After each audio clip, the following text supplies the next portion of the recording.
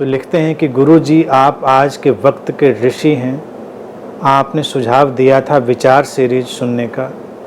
मेरे विचार के एक प्रश्न पे उसमें भी पहले के 2 डिस्कोर्स इतने सुंदर हैं कि कई बात समझ आती हैं, लेकिन आगे सुनने की इच्छा बनी रहती है।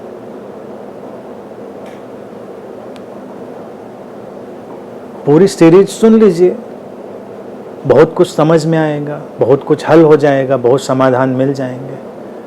फिर भी जो शेष रह जाएगा वो प्रश्न रखिएगा।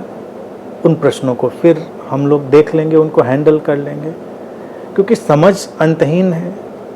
समझ तो एक सागर की तरह है, उसका कोई अंत नहीं है। अब उस समय जो कहा गया होगा उस वक्त विशेष में, और उस समय की मांग होगी, उस समय मेरे सामने जैसे लोग रहे होंगे उस हिसाब से वो रिस्पॉन्स हुआ होगा।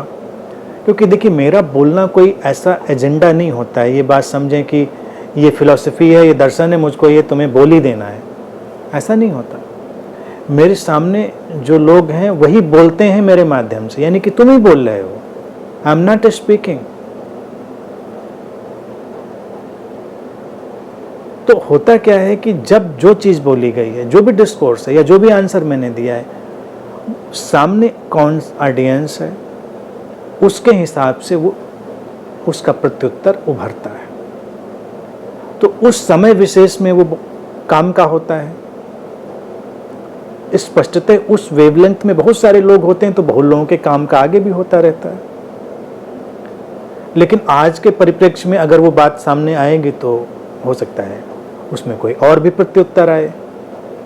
तो जो चीज़ें काम की हैं पहले उनका आप उपयोग कर लीजिए, समझ लीजिए, फिर जो रहता है उस पर हम लोग देखेंगे और जो प्रश्न आएंगे उनका फिर प्रत्युत्तर आएगा।